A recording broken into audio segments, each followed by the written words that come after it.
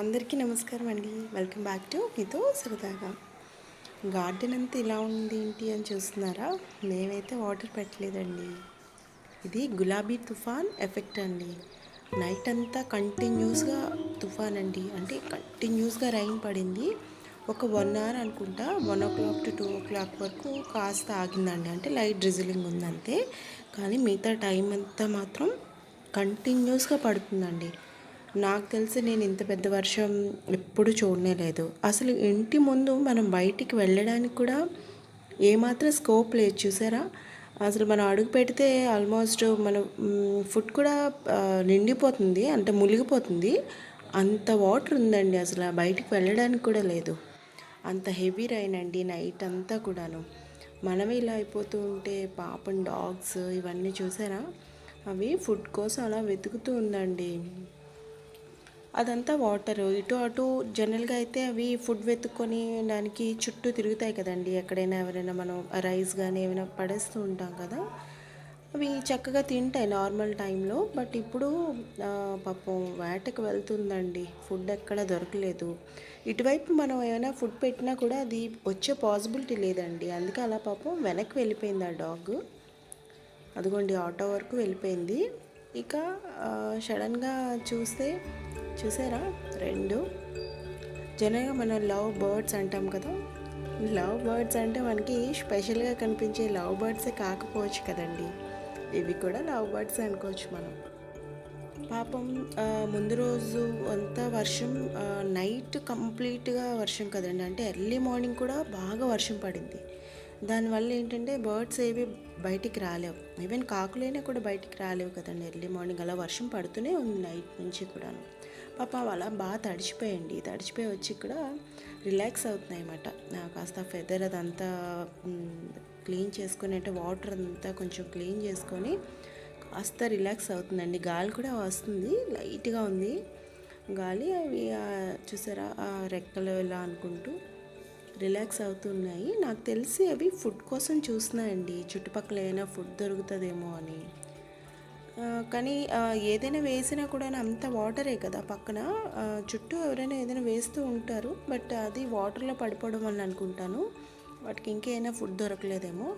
కూర్చొని చూసారా చక్కగా కబుర్లు చెప్పుకుంటూ ఎంజాయ్ చేస్తున్నాయి. ఏదైనా లక్ ఉండాలి కదండి.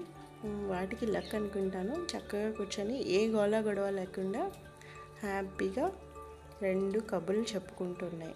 అలా చూస్తున్నానండి ఇవి ఎంతవరకు ఇలా కబుర్లు చెప్పుకుంటాయి, ఏం చేస్తాయి అని చెప్పేసి. 2 బాగానే కూర్చున్నాయి. వర్షం అయితే కాస్త తగ్గిందండి. లైట్ డ్రిజిలింగ్ ఉంది అంతేగాని హెవీ రైన్ ఏం లేదు. అలానే గాలి కూడాను మరీ ఎక్కువ గాలి లేదు, చక్కగా లైట్గా అలా ఉంది. అంటే ఏమైనా మనం వేసుకున్నా కూడా కాస్త ఆరేటట్టుగా వచ్చింది. నాకు తెలిసి ఇప్పుడు అది మేల్ బర్డ్ అనుకుంటా. చూసారా, ఫుడ్ ఎక్కడున్నా కూడా ఇవి ఈజీగా కనిపెడతాయండి కాకులు. నాకు తెలిసి అది వెతుకుతూ ఉంది. ఏమైనా దొరుకుతుందేమో చూడాలి. అంటే ఏమైనా దొరికితే అవి వెళ్తాయి కదా, అప్పటి వరకు మాత్రం వాచింగ్. ఎక్కడ ఏముందా, ఎక్కడుంది, ఏముంది అంటే వాటికి నచ్చే ఫుడ్ కూడా ఉండాలనుకుంటా కదండి. ఏది పెడితే అది తినవు నాకు తెలిసి. ఈ టైంలో చూద్దాం ఏం చేస్తుంది అని నేను కూడా చాలాసేపటి నుంచి చూస్తున్నాను. 2 ఒకే దగ్గర ఉండేవి ఇప్పుడు ఒకటి పైన ఒకటి కిందికి వచ్చింది. ఫుడ్ వెతుక్కోవడానికి అయితే పైకి వచ్చింది. పెద్ద కాకి మేల్ అనుకుంటా, అది వెతుకుతూ ఉంది చుట్టుపక్కలంతా. ఏమైనా పడతాయా ఏమైనా చూద్దామా అని. బట్ వెయిట్ అండ్ సీ ఏం జరుగుతుందని చూడాలి. నేను కూడా చాలాసేపటి నుంచి వెయిట్ చేస్తున్నాను. అవి వెళ్తాయా, అక్కడే ఉంటాయా, లేకపోతే ఫుడ్ అయినా దొరుకుతుందా, ఏంటి సంగతి అని చెప్పేసి చూస్తూ ఉంది. ఇప్పుడు ఈ కాకి చూడండి అక్కడ ఏం చేస్తుందో చూద్దాం. పైన అదిగోండి ఎగిరింది ఎట్టకేలకు. అంటే ఏదో ఫుడ్ మాత్రం దొరికే ఉంటుందండి నాకు తెలిసి. చూడాలి ఏమైనా ఫుడ్ తెచ్చి 2 తింటాయా, లేకపోతే మళ్ళీ వెనక్కి వస్తుందా లేదా ఏంటన్న సంగతి చూడాలి. పాపం ఈ కాకిగారు చూసారు ఏం చేశారో. ఎవరి పని వాళ్ళది కదా, తన పని తను చేసుకుంది. చక్కగా రిలాక్స్ అయింది. కింద నుంచి పైకి వెళ్ళింది. అక్కడైతే బాగుంటుందండి అది నించోడానికి. అంటే పైప్ కదా, ఆ గ్రిప్ వాటి కాళ్ళతో ఆ గ్రిప్పుని ఈజీగా పట్టుకుంటాయండి. ఇదిగోండి ఈ మేల్ కాకి వచ్చింది, ఏదో తెచ్చిందండి చికెన్ పీస్ అనుకుంటా. అవునండి. ఏదో చికెన్ పీసే తెచ్చుకుంది చక్కగా. బాగా తడిచిపోయి ఒకటుంది.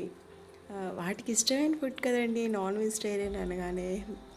మళ్ళా వెజిటేరియన్స్ కాదు కదా, అవి నాన్ వెజిటేరియన్స్. అదిగోండి చక్కగా ఫుడ్ తీసుకొని హ్యాపీగా ఎగిరిపోయింది.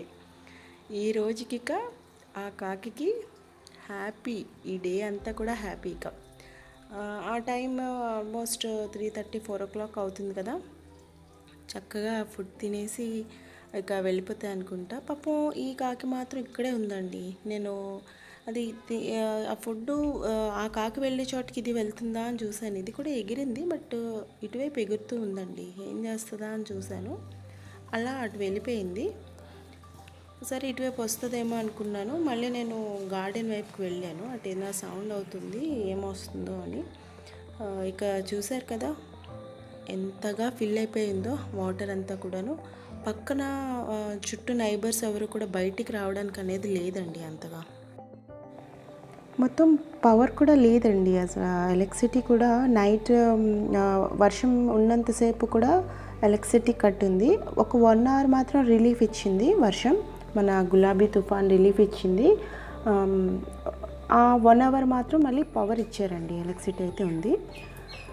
సరే వర్షం తగ్గింది, మళ్ళీ రాకపోవచ్చులే అనుకున్నాం. చూసారా మళ్ళీ వెంటనే కూడా నల్ల మబ్బులు వచ్చేసాయి. అంటే మళ్ళీ రైన్ పడడానికి రెడీ అయిపోయింది అట్మాస్ఫియర్ అంతా కూడాను. అయితే గాలి లేదండి.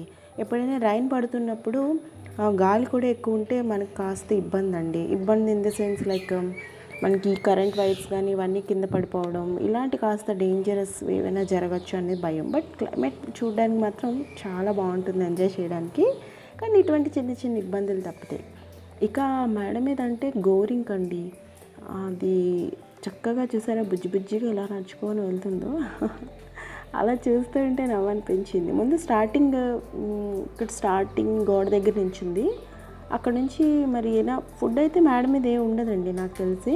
బట్ చూసారా గోడ అంచున అలాగా బుజ్జిగా నడుచుకొని వెళ్తుంది. అలా ఆ బర్డ్స్ నడవడం చూస్తే బాగా సరదా అనిపిస్తుందండి మనకి. అంటే చక్కగా చిన్నపిల్లలు ఎలా నడుస్తారో అలా ఇలా ఊక్కుంటూ నడుస్తూ ఉంటాయి.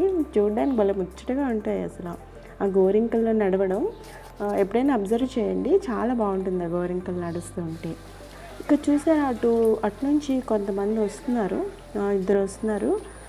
ఇదిగోండి ఈయన కూడా వెళ్తున్నారు.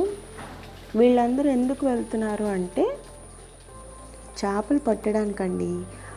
ఈ వే నుంచి అలా స్ట్రైట్గా కానీ వెళ్ళిపోతే అక్కడ ఇక్కడ ఎలా ఉందో ఇది పెద్ద అంటే ఎక్కువ డెప్త్ ఉండదు. చూసారు కదా అతను వెళ్తున్నారు, అంతవరకు డెప్త్ ఉంది.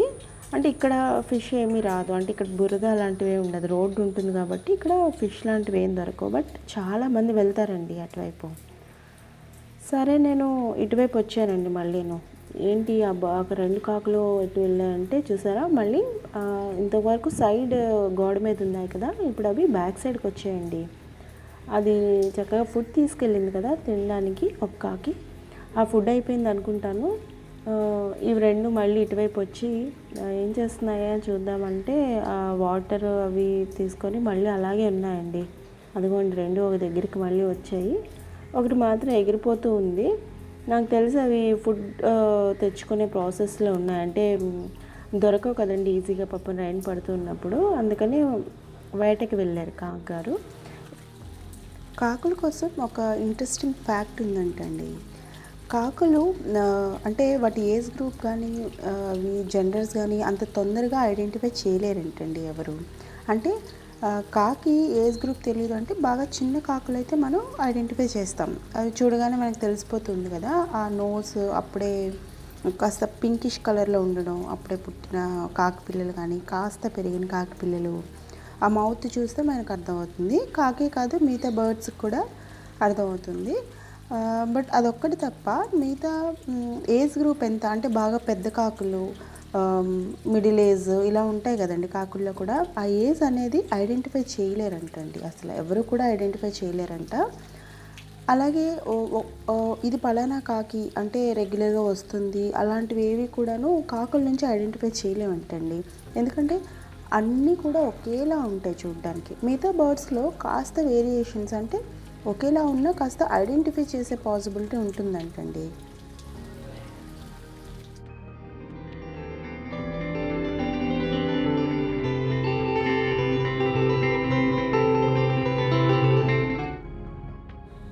బట్ కాకుల్లో మాత్రం ఇలా ఐడెంటిఫై చేయడం చాలా కష్టం అంటండి. ఇన్ జనరల్ ఎవరు ఐడెంటిఫై చేయలేరంట. అంటే అది యంగరా, ఓల్డరా ఏంటి అనేది తెలీదంట. అలాగే వేరియేషన్స్ కూడా ఏ మాత్రం కూడా ఎవ్వరూ ఐడెంటిఫై చేయలేరంటండి. అది కాకికున్న ఐడెంటిఫికేషన్.